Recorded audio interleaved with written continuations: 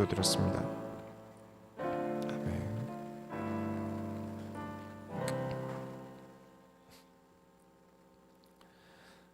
하나님이 오늘 주시는 말씀의 제목은 진짜 인생의 의미입니다. 오늘 모든 소원교회 성도님들이 앞으로 남은 모든 인생이 가장 의미 있고 가장 가치 있는 삶을 살아가게 되시길 바랍니다. 서론으로 들어갑니다. 전도서 7장을 볼게요. 산 전체에 여러분이 의미를 주셔야 합니다. 내가 주셔야 돼요. 우리가 지난주에 전도서를 보면서 하나님이 하셔야 모든 것이 의미 있다는 것을 증명했습니다. 왜 그랬습니까? 하나님이 하시는 모든 것은 창조예요. 하나님이 하시는 일은 창조의 역사입니다. 재탕이 없습니다. 구원은 어떤 역사입니까? 너는 이제 새 것이다. 아니, 저는 헌 것인데요. 제가 몇 년을 살았는데요. 저는 낡았는데요. 아니, 새 것이다. 그렇죠. 하나님께서 하시는 모든 일은 새롭게 하시는 창조의 역사예요. 우리는 다 그 하나님의 창조하심 아래에 살고 있는 존재들입니다. 이번에 이 몹쓸 질병이 1000명대를 돌파하면서 내일부터 거리두기는 4단계로 올라간다고 해요. 이 몹쓸 질병도 창조입니까? 네, 창조입니다. 하나님께서 허락하지 않으시면 참새 한 마리도 날지 못합니다. 우리는 찾아내야 돼요. 하나님께서 이 질병을 멈추시려면 얼마든지 멈추실 수 있는 분인데 왜 계속 이 땅에 남겨두실까요? 우리가 이 코로나가 그냥 지나가길 바란다면 그저 허무하고 공허하게 시간을 버티고 있을 뿐입니다. 우리는 찾아내야 합니다. 하나님께서 왜 나에게 이런 상황을 만드셨는가? 하나님께서 아직도 하나님 본인의 마음에 남겨두신 이유가 무엇인가? 이 고민이 없다면 우리에게는 정말 공허한 시간만 지나갈 뿐이에요. 그때 힘들었는데 견뎠다. 고생만 했다. 라고 남겨두어서는 안 됩니다. 7장 1절부터 2절을 보면 좋은 이름이 좋은 기름보다 낫고 죽는 날이 출생하는 날보다 나으며 초상집에 가는 것이 잔치집에 가는 것보다 나으니 모든 사람의 끝이 이와 같이 됨이라. 산자는 이것을 그의 마음에 둘지어다. 이 말씀이 전달하고 싶어하는 의미는요, 눈앞의 즐거움을 쫓는 것보다 우리가 살고 있는 지금 인생의 끝을 생각하며 살아가는 게 지혜롭다는 말입니다. 시간 관계에서 모든 구절을 읽어서 설명하지는 않겠습니다만 7절만 보시면 7장 10절을 보시면 옛날이 오늘보다 나은 것이 어찌미냐 하지 말라. 이렇게 묻는 것은 지혜가 아니니라. 이게 무슨 말이냐? 내가 옛날에는 잘 나갔는데, 내가 어마어마했는데 왕년에 내가 지금 이게 무슨 꼴이냐? 과거에 묶여 사는 분들이 계세요. 과거에 잔치집같이 좋았던 때를 기억하시면서 살아가시는 분들이 계세요. 거기에 묶여서요. 우리는 생명책에 우리의 자서전을 멋지게 쓰자고 하였습니다. 우리의 죽음 뒤에는 생명책이 열람될 때 쪽팔리게 살았다. 온갖 죄는 다 일으키고 하나님의 근심이 되고 모든 성도들의 불신앙이 되어서 살았다. 이런 기록이 아니라 하나님의 소원을 위해 살아왔다. 그 인생이 헛되지 않기 위해 하나님과 함께 살아왔다. 그렇게 기록되길 바란다 했어요. 그걸 안다면 막 살겠습니까? 노는 게 너무 좋아서 교회도 내던지고 살겠습니까? 그래서 하는 말이 7장 4절에 지혜자의 마음은 초상집에 있으되 우매한 자의 마음은 혼인집에 있느니라. 이런 구절들을 잘못 깨달으면요, 아주 피곤해져요. 결혼식은 대충 하고 초상집은 장대하게 치르자는 것입니까? 결혼식은 슬프게 가고 초상집은 기쁘게 가자는 말입니까? 아니죠. 뭐든지 밸런스라는 게 중요한 겁니다. 다이어트 어떻게 합니까? 무조건 굶으면 병 들어요. 먹는 거 그대로 먹고 운동하면 건강하긴 한데 무게는 그대로가 될 거예요. 뭐든지 균형이란 게 아주 중요하죠. 7장 16절부터 17절에 지나치게 의인이 되지 말며 지나치게 지혜자도 되지 말라. 어찌하여 스스로 패망하게 하느냐. 지나치게 악인이 되지 말며 지나치게 우매한 자도 되지 말라. 어찌하여 기한 전에 죽으려고 하느냐. 그냥 읽으면 이상하죠. 의인이 돼야죠. 아주 의인이 돼야 하지 않습니까? 기왕이면 지나치게 지혜자가 되면 얼마나 좋겠습니까? 그런데 지나치게 지혜자가 되면 패망한대요. 지나치게 악인도 되지 말라는데 그러면 어쩌라는 겁니까? 18절을 보시면 너는 이것도 잡으며 저것도 네 손에서 놓지 아니하는 것이 좋으니 하나님을 경외하는 자는 이 모든 일에서 벗어날 것임이니라. 지나치게 정의로워서, 내가 너무 지나치게 정의로워서 하나님이 원하시는 것보다 내 정의를 잡고 안 놔요. 네, 망하기 딱 좋습니다. 때로는 놔주기도 해야 돼요. 너무 정의로워서 스트레스 받기만 하고 아무것도 해결하지 않는다면 병들어요. 좀 독하게 인간관계를 정리해야 될 때도 있어요. 또는 좀 너무 깐깐하게 하지 말고 좀 너그럽게 허허 웃어 넘겨야 할 때도 있어요. 그런데 너무 그런 거에 스트레스 받지 마세요. 그냥 그런 사람 정리하고 스트레스 받지 마세요. 그렇게 가르치면 극단적으로 반대로 가는 분들도 계세요. 그게 지나치게 악인이 되기 딱 좋죠. 무조건적인 선행은 안 좋다니까 죄다 주변에 악하게 하고 다니는 분들도 계시고요. 너무 스트레스 받지 마시고 할 말도 하고 그러세요 라고 가르쳐 드리니까 너무 말을 가리지 않고 하고 다니시는 분들도 계세요. 네, 기한 전에 죽으려 하느냐라는 말이 딱 맞는 거죠.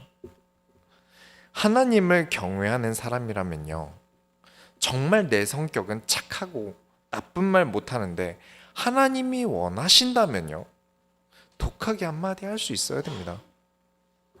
내가 정말 깐깐하고 독한 사람인데 하나님이 원하신다면 아무리 죽일 원수라고 할지라도요, 웃으면서 악수할 수 있어야 합니다. 이건 가식이 아니에요. 우리가 살아가면서 천국에 재물을 쌓자고 했습니다. 어떻게 쌓는다고 했습니까? 생명책이라는 우리의 인생이 기록된 자서전만이 여러분이 죽음 뒤에 가져가는 것입니다. 돈을 가져가실 수 있으십니까? 뭘 들고 가실 수 있으십니까? 우린 죽음 이후에 아무것도 들고 갈 수 없어요. 단 한 가지가 남습니다. 내가 살아왔던 삶의 기록만이 죽음 뒤에 생명책에 기록돼요. 이 생명책에 대해서는 시편 11번째 강의 때 이미 증명을 해드렸습니다.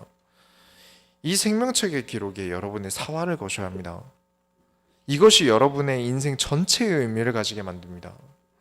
그래서 하는 말이 지혜자는 자신의 초상을 생각한다. 오늘이 전도서 마지막 시간입니다. 오늘 전도서를 함께 나누면서 우리의 남은 인생이 조금도 헛되고 공허하며 어둠과 같지 않고 의미 있고 참되다 여겨지게 되시길 소망합니다. 본론으로 들어갑니다. 전도서 8장을 볼게요. 어떤 하나님이십니까? 하나님은 왕이신 하나님이세요. 많은 기독교인들에게 안 좋은 버릇이 하나 있어요. 하나님을 왕으로 표기하는 이유는 딱 한 가지만 생각합니다. 사단을 깨트리신 절대자, 그가 왕이시다, 이것만 생각해 하시는 분들이 많아요. 하나님은 왕이시다, 사단에게서 나를 자유롭게 하신 왕이시다, 그러면서 정작 하나님께서 나에게 왕으로 역사하시는 것에는 확 표정이 어두워져요. 하나님은 좋으신 하나님이시잖아. 하나님이 우리를 억압하는 권력자라면서 왕이라고 하시는 건 아닐 거야. 내가 이렇게 잘못되는 건 다 사단이 그런 거니까 왕이신 하나님께서 사단을 치셔야 돼. 아니요, 왕이신 하나님께서 나에게 역사하시는 거면요. 이게 참 웃겨요. 남에게는요, 하나님의 왕이시길 바래요. 나를 힘들게 하는 놈들은 때려주시고 망하게 해주시고, 그러면서 나에게는 어떤 하나님이셔야 합니까? 좋으신 하나님이셔야 돼요. 좋은 친구라. 하나님은 나의 친구 되시고 아버지 되세요. 네, 그럼요. 좋은 친구, 나의 아버지 되시죠. 그러면 왕으로서의 하나님도 인정하셔야 됩니다. 너무 좋으신 하나님이라 내가 딴 길로 빠지지 않길 바라세요. 내가 악한 길로, 내가 패망하는 길로 가길 원치 않으세요. 그때는 왕으로 역사하십니다. 너무 좋으신 하나님이라서요. 나를 공경에 처하시게 하시기도 하시고요. 나의 소중한 걸 빼앗아가기도 하세요. 내가 너무 하기 싫은 걸 하나님께서 나에게 시키실 때도 있으세요. 그런데 정말 진짜 하나님을 좋은 친구, 좋은 아버지로 여기신다면 오히려 하나님께 대드실 수 없어요. 어떻게 하나님이 나한테 그러실 수 있으세요? 내가 원하는 걸 왜 안 들어주세요? 신이 계시다면 나한테 이렇게 소중히 하는 걸 왜 뺏어가세요? 하나님께서는 좋으신 하나님이시라 나에게 주실 수 있는 가장 좋은 것으로요, 실패를 주실 수도 있으세요. 아픔을 주시기도 하세요. 모세라는 사람을요, 나이 80살에 부르셨어요. 하나님께서 부르셔서, 그리고는 노예된 이스라엘 백성을 데리고 나가래요. 그때 모세가 나이도 많고요. 그래서 모세가 하나님께, 하나님 저 나이도 많고요, 저는 뭣도 없는 사람이에요. 그렇게 하나님 말씀을 안 들으려고 하니까 하나님께 죽을 뻔합니다. 좋으신 하나님이신데요. 그리고 마지못해 하나님이 시키신 일을 해요. 하나님이 원하시는 대로 하는데 되려 이스라엘 백성들이 더 학대를 당하고 맙니다. 좋으신 하나님이신데요. 과정이 너무 고달파요. 그래도 하나님께서 역사하심으로 이스라엘 백성은 이집트를 탈출했습니다. 그리고 바로 먹고 살기 좋은 가나안 땅으로 하나님께서 들여보내실 줄 알았는데, 광야라는 살기 너무 힘든 곳에서 또 40년을 살아야 돼요. 좋으신 하나님이신데요. 진짜 너무 고생하지 않았겠습니까? 이 아둔한 백성들 데리고 모세 할아버지는 너무 고생했을 거예요. 얼마나 그 가나안 땅에 소망을 가지겠습니까? 그 정도로 고생을 한다면 얼마나 들어가고 싶었겠어요. 우리가 1년 동안 고생한 것도 빛을 못 보면 얼마나 속상합니까? 심지어 40년을 고생했는데 가나안 땅 가야죠. 근데 하나님께서 모세야 너는 가나안 땅에 보내지 않겠다. 좋으신 하나님이신데요. 그렇게 모세를 그 땅으로 보내지 않으셨어요. 거기다 모세도 자식들이 있었는데 하나님이 그 자식들은 본체도 안 하세요. 모세가 고생한 걸 생각하면 뭔가 한 자리씩은 주실 것 같은데, 그럴 만도 한데 아무 자리도 안 주셨어요. 되려 하나님께서 모세에게 여호수아라는 다른 남자를 후계자로 삼고 인수인계를 잘하라고 하세요. 모세는 여호수아를 부릅니다. 그리고 여호수아에게 뭐라고 합니까? 너가 나만큼 잘할까 걱정이다. 내가 어떻게 했는지 잘 생각해봐. 이런 식으로 어떻게든 내 업적만이라도 남기고 나에 대한 그리움과 업적을 남겨서 내 자식에게 넘기려고 할 텐데, 모세가 온 이스라엘 백성들을 다 모아놓고 여호수아를 세운 다음에 뭐라고 하냐? 너는 강하고 담대하라. 이 백성을 거느리고 여호와께서 주리라 하신 맹세하신 땅으로 들어가라 라고 합니다. 진짜 하나님을 왕으로 모시는 사람, 서론에서 말씀드렸죠. 어디에도 치우치지 않고 하나님이 원하시는 것을 하는 사람, 그 인생이 참되다. 그 인생이 진짜 의미가 있다. 모세가 자기 자식 챙기거나 자기 명예를 챙기는 것이 악합니까? 저는 그렇게 보지 않아요. 만약에 모세가 그러려고 했다고 하더라도 저는 그렇게까지 악하게 볼 수는 없을 것 같아요. 이 정도 고생했으면 정당합니다. 100번 맞아요. 그러나 하나님이 원치 않으시면 저는 그것으로도 좋습니다. 하나님은 좋으신 하나님이세요. 그리고 왕이신 하나님이세요. 8장 2절에 내가 권하노라 왕의 명령을 지키라. 이미 하나님을 가리켜 맹세하였음이니라. 지난주에 말씀드렸죠. 그 헛되다 하던 사람이 하나님께 선한 것은 지키라는 말에는 헛되다 하지 않습니다. 8장 4절에 왕의 말은 권능이 있나니 누가 그에게 이르기를 왕께서 무엇을 하시나이까 할 수 있으랴. 이만큼 하나님의 권위를 알아야 합니다. 많은 성도들이 하나님의 권위를 알아야 돼요. 하나님께서 하신 일에는 토달지 않을 수 있어야 합니다. 근데 많은 사람들이 하나님의 권위를 무시합니다. 옳지 않습니다. 하나님께서 원하시는 삶을 사세요. 그러려면 뭘 해야 될까요? 8장 9절에 내가 이 모든 것을 보고 해 아래에서 행하는 모든 일을 마음에 두고 살핀즉 사람이 사람을 주장하여 해롭게 하는 때가 있도다. 사람이 사람을 주장하여 해롭게 하는 때가 있도다. 무슨 말일까요?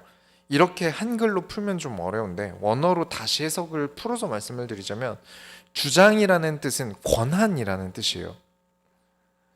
사람에게 너무 대단한 가치와 권한을 줘서 사람을 해치는 때가 있다. 인간은요, 존귀해요. 그럼요. 사람은 존중받아야 돼요. 너무 존중받아야 하는데 너무 많은 권한을 줘요. 어느 정도 권한을 주냐? 하나님이신 왕에게 따질 만한 권한을 나에게 줍니다. 사람이 사람을 주장해요. 나는 소중한 사람이야. 나는 존귀한 사람이야. 그럼요. 얼마나 존귀하고요. 얼마나 소중한데요.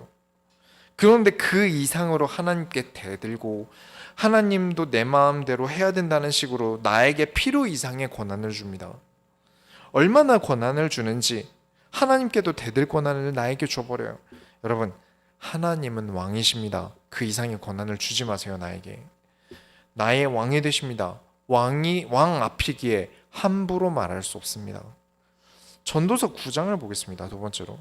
짐승 같은 사람과 사람다운 사람이 있습니다. 여러분, 사람다운 사람이 되시기 바랍니다. 이 전도서에서는 하나님께서 자신이 사랑하는 사람을 나눠둔 것으로 보았어요. 이 사람은 하나님이 사랑하는 사람, 별로 사랑하지 않는 사람, 이렇게 나눠둔 것으로 보았어요. 하나님께서는 악인이라도 사랑하실 수 있고 의인이라도 미움받을 수 있다라고 보셨거든요. 이 전도서에는 그렇게 되어 있습니다. 전도서 9장 1절에 보면 이 모든 것을 내가 마음에 두고 이 모든 것을 살펴본즉 의인들이나 지혜자들이나 그들의 행위나 모두 다 하나님의 손 안에 있으니 사랑을 받을는지 미움을 받을는지 사람이 알지 못하는 것은 모두 그들의 미래의 일들임이니라. 결국 하나님의 손 안에 있는 삶을 우리가 살고 있다는 말입니다. 결국 하나님의 뜻대로 됩니다. 절대 주권이죠. 그러면서 사람에게 일어나는 일은 의인이다, 악인이다 나눠져서 다 똑같이 악인은 무조건 하나님이 재앙으로 쳐서 죽이고 의인은 다 잘 되고 그런 게 정해 있는 게 아니라는 거죠. 하나님은 어떻게 하실지 몰라요. 그러면서 눈여겨보셔야 되는 건 3절입니다. 9장 3절을 보시면 모든 사람의 결국은 일반이라 이것은 해 아래에서 행해지는 모든 일 중에 악한 것이니 곧 인생의 마음에는 악이 가득하여 그들의 평생에 미친 마음을 품고 있다가 후에는 죽은 자들에게로 돌아가는 것이라. 의인이든 악인이든 솔직히 말해서 그 마음속에는 사실 악이 가득하다. 그리고 평생 미친 마음을 품고 죽는다. 우리 솔직히 말하죠. 저도요, 마음속으로는 화가 너무 많이 날 때도 있어요. 자다가도 벌떡 일어나게 만드는 과거의 기억도 있고요. 속으로는 칼을 갈 때도 있어요. 때로는 미친 생각을 하기도 하고요. 그게 인간이에요. 모든 인간은 그렇습니다. 내가 생각이라는 걸 내 마음대로 할 수 있습니까? 나의 의도와 상관없이 생각이라는 건 스쳐 지나가요. 어떤 주제를 가지고 생각할 수 있겠지만 평소에 스쳐 지나가요. 나의 의도와 상관없이 몇 번이고 스쳐 지나갑니다. 그냥 지나가요. 문득 떠오르고요. 어떨 때는 큰 걸 깨닫기도 하고요. 어떨 때는 허무한 공상이 떠오르기도 합니다. 인간은 다 똑같아요. 그 마음에 악이 떠오르기도 하고요. 미친 생각을 정말 많이 하기도 합니다. 하지만 여기서 중요한 게 무엇입니까? 어디서 갈립니까? 범죄자들은 뭐가 문제입니까? 평범한 사람들도요. 아, 저거 죽이고 싶다. 그런 생각이 든다고 해도 진짜 죽입니까? 나에게 해를 끼친 사람이 있는데 속으로는 수십 번도 더 죽이겠지만 실제로 행동으로 옮깁니까? 정상적인 사람들이. 그런데 범죄자들은 행동으로 옮기죠. 사람이 감정이나 본능에 의해서 행동하는 양이 내 이성보다 크다면 짐승과 같아집니다. 가장 좋은 표현 있죠. 네가 그러고도 사람이냐? 사람이 어떻게 그럴 수 있냐? 이런 말을 듣게 되는 행동은 다 감정이 앞서거나 본능이 언제나 앞서는 사람에게서 나와요. 절제할 줄 모르는 것이 사람다움을 없게 만들죠. 성경에서는 우리에게 사람다워지라고 강조합니다. 사회에서 말하는 사람 정도가 아닙니다. 하나님께서 만드신 원래 그 사람처럼 들어갑니다. 인간이 어떻게 창조되었습니까? 인간은 하나님과 함께 하도록 창조되었습니다. 그게 사람다운 거예요. 진짜 하나님과 함께 한다면 감정대로 행동하지 않게 될 것입니다. 함부로 내 감정이 앞서서 나도 모르게 저지르는 짓을 안 하려고 할 거예요. 절제하려고 하겠죠. 왕이신 하나님 앞이니까요. 제가 전도사 때 제 위에 계신 목사님 한 분이 저를 어느 날 가르치시는 게 어떻게 가르치셨냐면 생각이 많은 건 복음적이지 않다라고 저한테 하시더라고요. 생각을 많이 해서 내가 뭘 해결하려고 하는 건 하나님 자녀다운 게 아니래요. 그렇게 가르치시면서 저에게 정신적으로 너는 좀 문제가 있는 것 같다 이러시더라고요. 생각이 너무 많아서. 그래서 물어봤죠. 그러면 우리는 사역을 해야 되는데 뭘 가지고 사역을 해야 됩니까? 그렇게 여쭤봤는데 저에게 뭐라고 하셨냐면 성령 충만으로 사역을 해야 된다 하시더라고요. 아, 그럼요. 그렇죠. 성령 충만으로 사역을 해야죠. 그러면 어떻게 해야 성령 충만으로 사역을 하는 겁니까? 다시 물어봤어요. 그렇게 질문을 했는데 사역을 할 때 나도 모르게 나오는 말이 하나님께서 하시는 사역이다 라고 저에게 가르치시더라고요. 그 자리에서 그냥 알겠습니다 했지만 솔직히 말하자면 저는 그 목사님을 목사로 인정하지 않습니다. 지금 그 목사님의 주장을 정리하자면 불꽃 같은 애드립으로 살아가는 게 성령 충만한 삶이라는 거예요. 모든 걸 애드립으로 때우려고 하셨어요. 아무 준비도 안 하세요. 그러니까 뒤에서 성도나 다른 사역자들이 수습하려고 죽도록 고생해요. 그분 때문에. 사고를 계속 치고 다니고 과속해서 맨날 과속단지 떼고 성도들은 계속 완전 비성경적으로 배우고 삶도 아무 생각 없으려고 스스로가 노력하니까요. 생각하면 안 돼, 생각하면 안 돼. 내 생각은 나쁜 거예요. 성도들은 다 근처에 사는데 그러다가 담배 피다 걸리고 술 먹다 걸리고 하도 걸려서 몰래 해장국 사다 달라고 아랫사람에게 심부름을 시키고 그게 사람입니까? 짐승이지. 네, 다 미친 생각을 하죠. 아, 술 먹고 싶다. 담배 피고 싶다. 하고 싶은 대로 하고 싶죠. 아, 내일 일 하기 싫다. 내일 일 가기 싫다. 제낄까? 우리도 다 그런 생각하지 않습니까? 그렇다고 실제로 실행에 옮기는 경우가 몇 번이나 됩니까? 그런데 그분은 진짜 실제로 하셨어요. 그리고 꼭 이런 얘기를 하세요. 하나님이 하셨다. 이것도 다 하나님께서 역사하신 것이다. 아주 대단한 분이세요. 많이 보고 배웠습니다. 절대 저렇게 되지 말아야지. 그래서 9장 마지막 절을 한번 보시면 17절에 조용히 들리는 지혜자들의 말이 우매한 자들을 다스리는 자의 호령보다 나으니라. 생각 없이 사는 건 옳지 않습니다. 하나님이 원하시는 것을 위해 생각을 짜내고 집중하는 지혜자의 말이 우매한 자들을 다스리는 자의 큰 소리보다 낫습니다. 사람답게 사십시오. 세 번째로 전도서 10장을 보겠습니다. 작은 고집으로 큰 것을 버린다. 이제부터 전도서의 끝이 다가오는데 그 전에는 허무하다 헛되다 하다가 자세가 바뀌기 시작해요. 느낌에 이 전도서의 잠언처럼 바뀝니다. 10장에 보시면 그래요. 10장 1절에 죽은 파리들이 향기름을 악취나게 만드는 것 같이 적은 우매가 지혜와 존귀를 난처하게 만드니라. 파리는 작죠. 작아요. 그런데 이 작은 애들이 부패시켜 갑니다.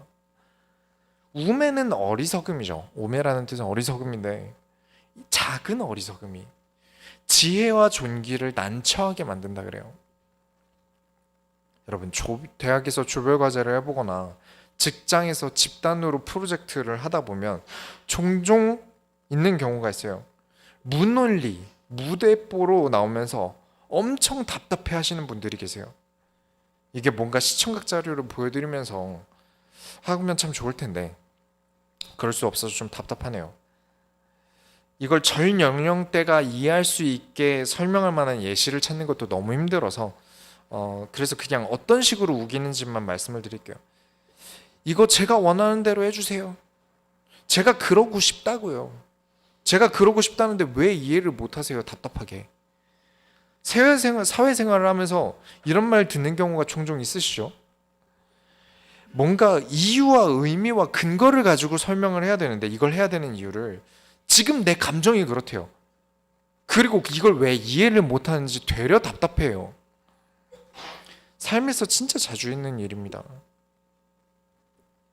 이게 늘 될 일을 안 되게 만들어요. 전쟁사에서도 이긴 일을 다 지게 만드는 경우들이 있었고요. A 플러스 받을 조별 발표를 기어코 D를 받게 만들어요. 교회는요, 하나님이라는 교수님이 내신 조별 과제를 항상 해나가게 하는데 계속 교회의 성장을 멈추게 만들어요. 10장 6절에 우매한 자가 크게 높은 지위들을 얻고 부자들이 낮은 지위에 앉는도다. 이것도 번역이 참 안타까운데 그냥 읽으면 어리석은 사람이 높은 자리에 앉고 부자들은 어리석은 사람보다 못한 자리에 앉는다고 읽어지잖아요. 근데 그런 뜻이 아니라 바보들은 꼭 그렇게 자기 목소리를 높이고 남의 말은 듣지 않고 자기 말만 하려고 한다. 그러나 부자들은 낮은 자세로 임하더라 라는 뜻이에요. 부자들은 자세를 낮추고 일이 되게끔 운영을 해요. 한번 생각해 보셔야 됩니다. 내가 너무 말이 많다면 대화를 주고받는 게 아니라 혼자만 계속 남의 말을 듣지 않고 말을 멈추지 않는다면 지금 상태가 매우 안 좋으신 겁니다. 지도자라면 혹은 내가 부자가 되고 싶으시다면 더 들으려고 하셔야 됩니다. 지금 마음이 쏠려서 고집 부리고 남의 말 안 듣고 하고 싶은 대로 행동하는 것, 그 겨우 별거 아닌 작은 것에 온갖 똥꼬집을 부리는 것 망합니다. 그런데 사실 많은 분들이 자기도 알고 있어요. 이러면 안 되는 거 알아요. 그치만 내 마음이 고집을 부린단 말이에요. 악을 써서 고집을 부려요. 이게 잘못된 것 알고 내가 싫어하던 가족이나 직장 상사의 모습인 거 나도 알지만 그래도 못 견디겠고 참으면 미치겠어서 고집을 부려요. 아주 어리석습니다. 10장 16절부터 17절 한번 보실게요. 왕은 어리고 대신들은 아침부터 잔치하는 나라여 네게 화가 있도다. 왕은 귀족들의 아들이요 대신들은 취하지 아니하고 기력을 보하려고 정한 때에 먹는 나라여 네가 복이 있도다. 어린애들 데리고 마트 가면 어떻습니까? 아주 어린애들 저거 사줘 1인 누워서 1인 시위를 벌여요. 울면서 사람 많은 데서 온갖 때를 써대면서 버텨요. 왕은 어리고 라는 말은 왕이 지 멋대로 한다는 거예요. 자기 하고 싶은 대로 안 되면 난리를 쳐요. 그와 반대로 17절에 왕은 귀족들의 아들이요. 무슨 말입니까? 신하들의 말을 듣는 사람. 왕이라고 함부로 하지 않는 사람이라는 거죠. 어떤 신하의 말은 듣습니까? 대신들은 취하지 아니하고 먹고 싶다고 아무 때나 맛있는 거 계속 먹는 사람이 아니라 정해진 식사 시간에 먹는다. 그만큼 자신이 하는 일에 지혜롭고 책임감이 있다는 겁니다. 결국 무슨 말을 하고 싶은 겁니까? 하고 싶은 대로 하지 않는다. 함부로 내 마음 가는 대로 행동하지 않는다. 작은 것에 고집 부리지 않고 지금 해야 할 일을 한다. 작은 악한 일에 마음이 쏠려서 하나님이 하시는 일을 잊어버리지 않는다. 그 사람이 지혜로운 사람이다. 결론을 내리겠습니다. 12장을 볼게요.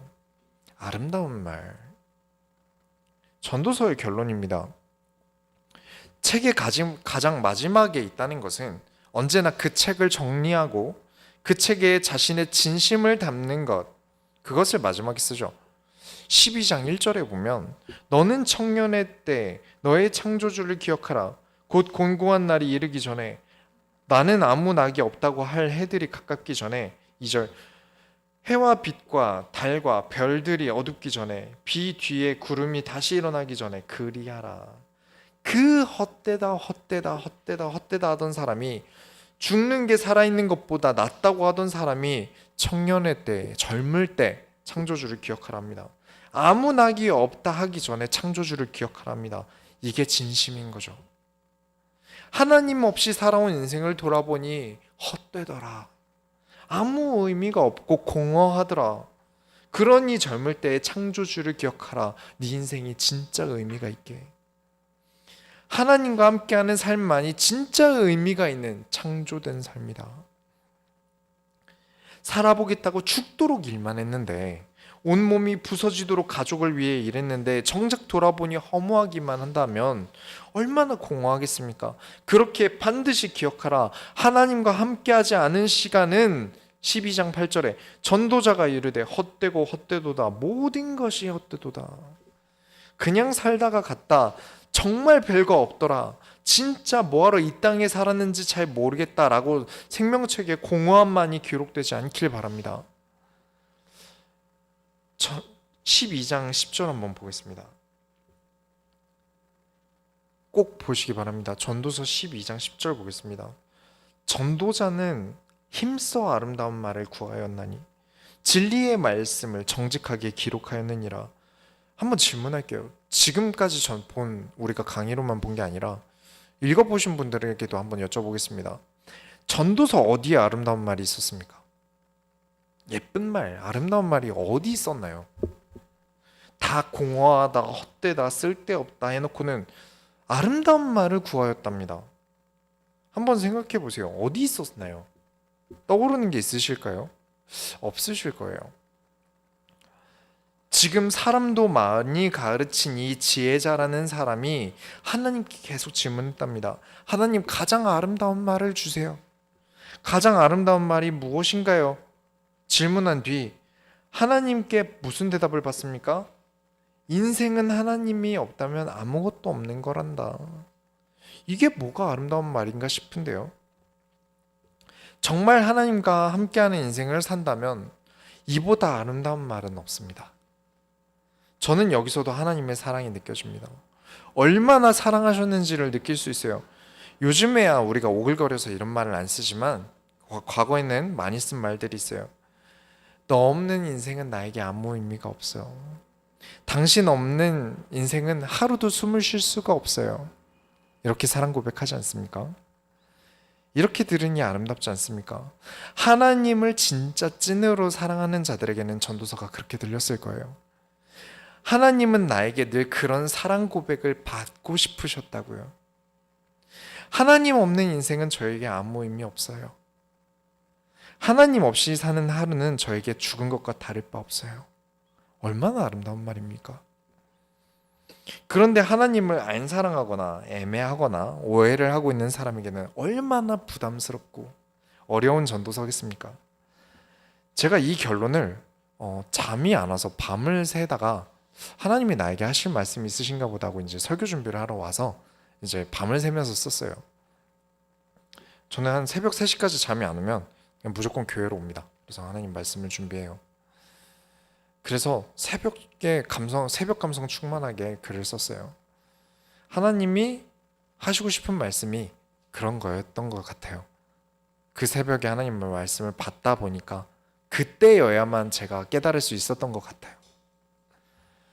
전도서에 대해서 깊이 연구하고 공부하고 말씀을 받고 함께 나누고 지나오면서 결론에 도달하니까 그 건조했던 뭔가 허무주의가 생길 것 같던 이 전도서가 촉촉해졌어요. 하나님께서 사랑을 가득 담아 아름다운 말로 쓰신 게 전도서였습니다. 사랑 없이 우리에게 무엇이 남습니까? 사랑이 없으면 모든 게 허무해져요. 결국 다 사랑받고 싶어서 열심히 옷도 차려입고 화장도 하고 사랑하니까 가족도 먹여 살리고 평생 별로 하지 않았던 요리도 하고 그런 거죠. 우리 인생이 사랑하고 사랑받고 이것 말고 무슨 의미가 있겠습니까? 아무것도 남는 게 없어요. 사랑 없는 성은 어떻습니까? 짐승과 다를 바 없는 거 아닙니까? 사랑이란 게 무엇인지 아는 사람이 진짜 사람답게 살게 되겠죠. 하나님을 사랑하세요. 힘껏 사랑하시기 바랍니다. 신명기에서 다시 쓰인 가장 우선시되는 계명입니다. 너희는 마음을 다하고 뜻을 다하여 너희 하나님 여호와를 사랑하라. 그때야 비로소 우리 인생에 의미가 생깁니다. 진짜 의미가 생겨요. 진짜 여러분의 삶의 의미는 이 계명을 지킬 때 있습니다. 여러분이 살아있음의 가치는 여러분이 하나님을 사랑할 때 있습니다. 허무함과 공허뿐인 우리의 인생에 하나님께서 우리 인생의 삶의 의미를 창조하셔야 합니다. 한 주간 진짜 인생의 의미를 찾아내는 모든 소원교회 성도들이 다 되시기 바랍니다. 우리가 하나님의 소원을 이뤄드립시다. 기도하겠습니다. 하나님 감사합니다. 우리가 하나님을 사랑함으로 진짜 전도서의 의미를 찾게 되시게 하심을 감사드립니다. 이 말씀을 깨달아 우리가 남은 평생에 진짜 의미 있는 삶을, 의미 있는 인생을, 의미 있는 죽음을, 의미 있는 죽음 이후를 볼 수 있게 하여 주옵소서. 살아계신 우리 주 예수 그리스도의 이름으로 기도드렸습니다. 아멘.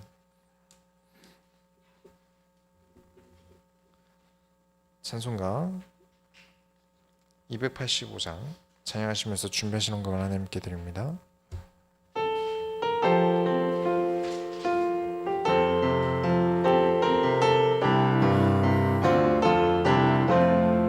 주의 말씀 받은 그날 참